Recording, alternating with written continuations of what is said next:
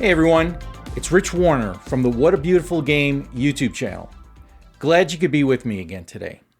Today I'd like to talk about an officiating issue, and that has to do with consistency. As you may know, I'm a big Bundesliga fan. I watch a lot of Bundesliga games. My favorite team happens to be FC Bayern, but when it comes to officiating, I like to look at the game from as objective a standpoint as possible. And there was an incident this past weekend on March 8th, the 25th game day of the Bundesliga season, 24-25. Two games in which there were red card situations. One was called in one game, and in the other game, it was not called. First of all, I'd like to thank ESPN Plus for providing such excellent coverage of the Bundesliga matches. I really enjoy the play-by-play and the commentary. The game selection is just amazing. You can see any and every Bundesliga match, as well as the cup games during the season.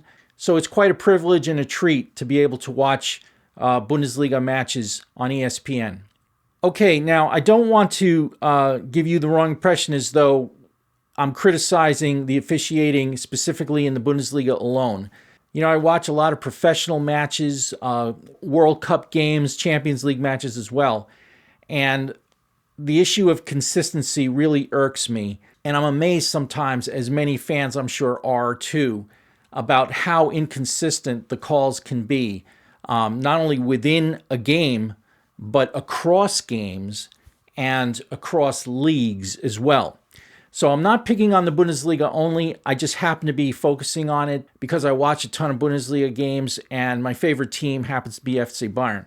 And by the way, that's been the case since I was very, very small. I met Franz Beckenbauer. I played with Gerd Müller at the training facilities at FC Bayern on the Säbener Straße in Munich. I met Sepp Maier multiple times. So I've been a Bayern fan through and through for many years. And that's just the fact. But when it comes to officiating, again, I'll try to be as objective as possible. Let's take a look at the first instance that I'm going to discuss with you. Okay, it was the 43rd minute, and Bayern ended up losing this game, surprisingly, at home to VFL Bochum, which is not exactly a top-tier team by any stretch. Who knows, they could have been tired from all the Champions League matches and all the other obligations that they have. But nevertheless, in the 43rd minute, João Palhinha, who is a Portuguese defensive midfielder who plays for Bayern, he was red carded for stomping on the leg, the lower leg and foot of Georgios Masouras from VFL Bochum. The ball goes loose and there's a challenge for it, and he just crunches Georgios Masouras on the lower leg and stomps onto his boot, and causing him immense pain, I'm sure. And there was no question. Christian Dingert was the referee from Lebexmühle, I believe, and he just had no question about it. Didn't even have to wait for the confirmation from VAR assist from Cologne, which the Bundesliga has for really controversial calls. He didn't need to even consult with them. He just whipped out his card right away, and boom, Palhinha was ejected from the game. Of course, this ended up turning the match around, and all sorts of things started to happen to go downhill for Bayern from that point on. But I must say, I must hand it to Christian Dingert, and for me as a Bayern fan, on one hand, I was really saddened to see Palhinha leave the field, but on the other hand, the referee in me said, oh my God, this has got to be red card. Okay, and thankfully, for the sake of the safety of the players and the beauty of the game, referee Dingert pulled out his red card and sent Palhinha walking to the dressing room. Okay, the second instance that I'd like to talk to you about is the game between Bayer Leverkusen, the same day, by the way. Bayer Leverkusen was the home team, and Werder Bremen was the away team. Bayer Leverkusen, also the favorite home team, also, just like Bayern, ended up losing at home 2-0 to Werder Bremen. But the play that I like to focus on here is one that is almost exactly like the play involving Palhinha. Okay, so in the 52nd minute, the second half, Weiser, who used to play for Bayern and then for Hertha Berlin, and now he plays for Werder Bremen. Well, he's not really known for being a tough guy necessarily, but Weiser just stomps on Florian Wirtz's leg, and you could just see his leg go out, and he was in immense pain. The same sort of foul, a stomp onto the lower left part of the leg, right above the ankle, and onto the boot. So like a descending crush of the studs onto, it must have been extremely painful. I said to myself after having seen the Palhinha red card that this was going to definitely be red as well. Well, much to everyone's surprise, the center referee, who was Tobias Welz from Wiesbaden, just gave Weiser a yellow card. I couldn't believe when Florian Wirtz was hurt on the play and the nature of the foul that Weiser did not get a red card from the center referee Tobias Welz. And by the way, in following up on the news, I read that Florian Wirtz, who by the way is a star national player for Germany as well, I mean, he's well sought after by some of the big clubs in Europe, he had to go to the hospital, and they're looking at, possible operation on his leg, and he's going to be out for weeks. And this is something that, really annoys me. There are players who are skilled players who are targets on the field because they are skilled players. And wouldn't you know that it's usually the not so wealthy clubs that want to get even and sort of keep a level standard so that they have a chance to play and compete against some of these higher skilled teams. They will take out players. And so it's up to the referees and the officials and the league to make sure that the officials uphold the rules of the game and maintain minimum standards of decency so that players don't get hurt so easily. And also, of course, there's the issue of inconsistency. Why was Palhinha's foul against Bochum a red card, but Weiser's foul against Leverkusen a yellow card? It doesn't make any sense to me. This is a topic that I cover in my book quite extensively. I recently wrote this book. It's available on Amazon. It's called How to Fix the Beautiful Game: Ways to Make the Game of Soccer Safer, Fairer, and More Exciting by Rich Warner. That's me. It's a real worthwhile read. I have tons of suggestions, little details, and some bigger concepts to help make the game of football or soccer just more enjoyable and more artistic and beautiful. Okay, so in this book, I do talk about the issue of referee consistency. And again, this doesn't just happen in the Bundesliga. It happens in all the leagues that we see. And also within the Champions League matches, internationals, you get referees from all over the world coming in and with their own interpretations of the rules. There should be greater consistency. And the question is, how do you get to that consistency? How do you get to a level of consistency that you can say, okay, this is a penalty, this is a yellow card, this is a red card, etc., etc. The suggestion that I make in my book is that it really requires referees to undergo rigorous video review training and examinations. So what does that mean? As a referee myself, for many years, we were subject to recertifications every year. You had to take a recertification test, and there were also periodic assessments. You would have assessors come to watch your game to see, if you're capable of handling higher level matches and all of that. And there's a ranking system and a rating system and all of that.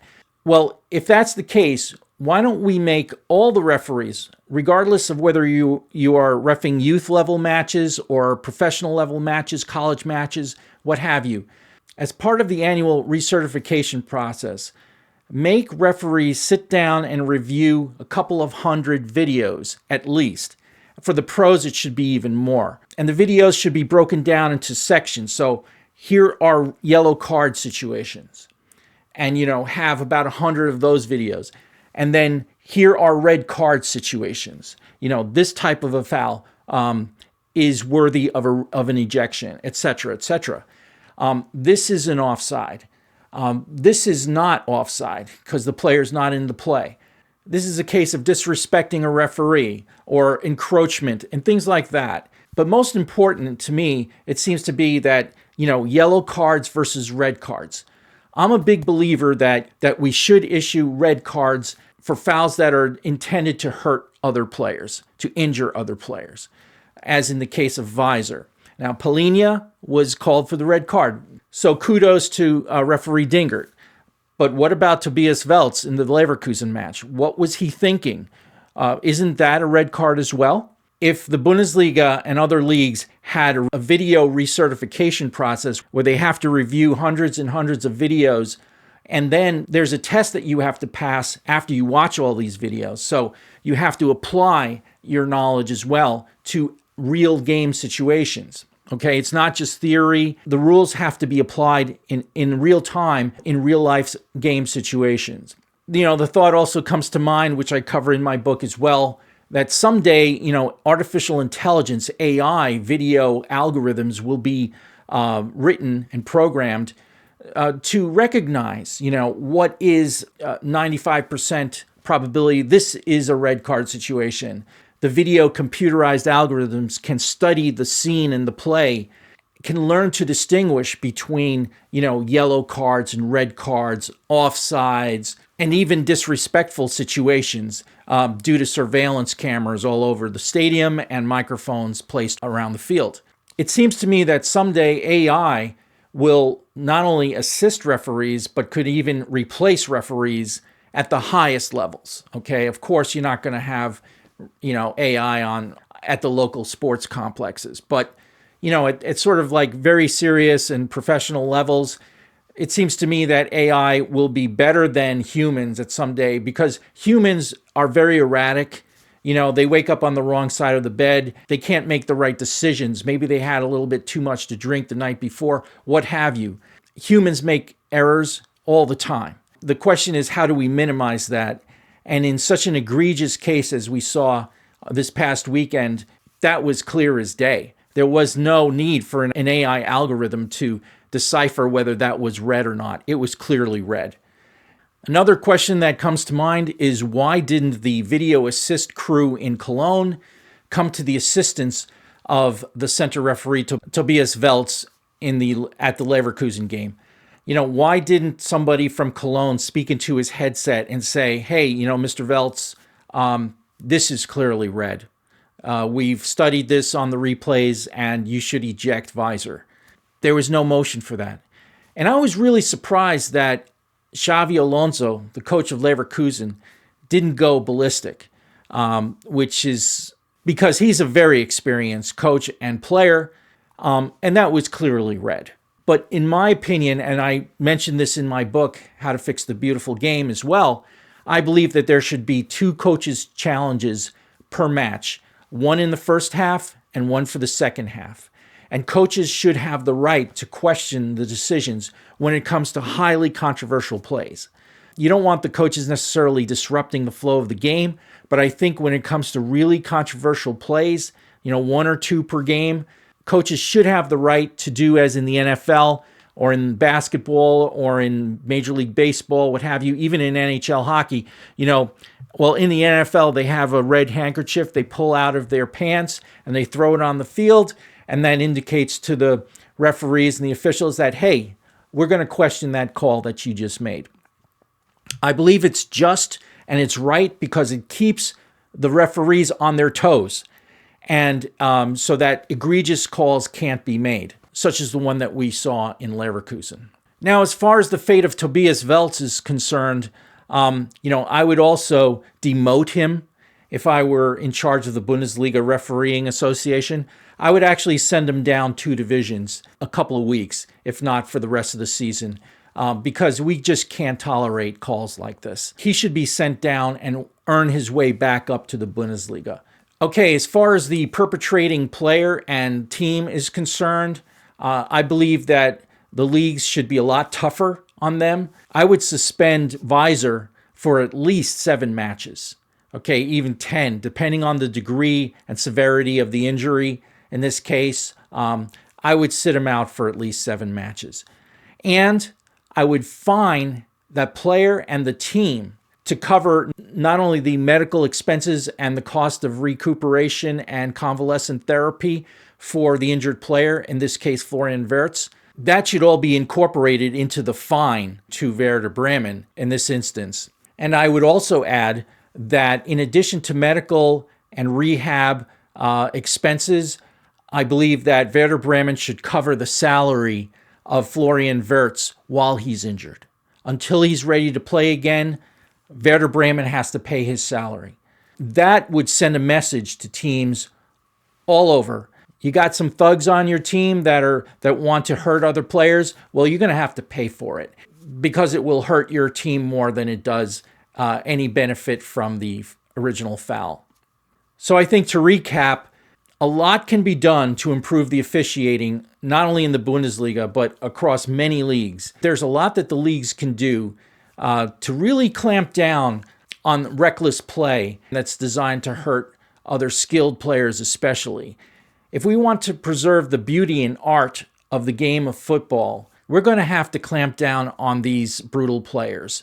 Anyways, that's all I have for today. I hope you enjoyed this video. If you did, please give it a thumbs up and share it with your friends. And consider subscribing to the What a Beautiful Game YouTube channel. I'm Rich Warner, wishing you all the best and enjoy the beautiful game.